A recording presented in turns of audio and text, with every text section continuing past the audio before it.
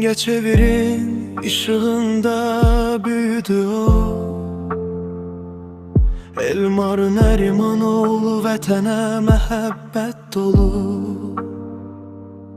2 nömrəli məktəbdə aldı ilk dərsini. Peşə yolunda qaz qaynaqçı oldu ürəkdən. Hərbi yola çıxdı, topçu əskər kimi qorudu torpağı. Vətən onu gözləyirdi, tapqara qoyunluda əbədi yuxuya getdi. Elmar, sən şəhid oldun ama ruhun bizimlə. Su qovuşanın azadlığına qanın qarışdı. Cəsarətin vətən uğrunda medalların ölməz nağmamız oldu, qəlbimizdə yaşadı.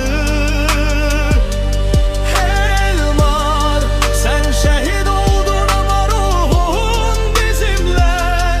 Su qovuşanın azadlığına qanın qarışdı.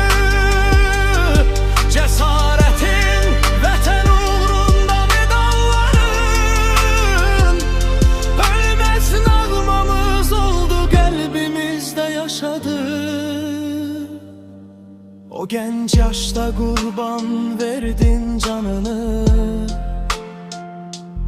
amma qəhrəmanlıq dastanı yazdın ardınca. Adın əbədi yaşayacaq hər addımda.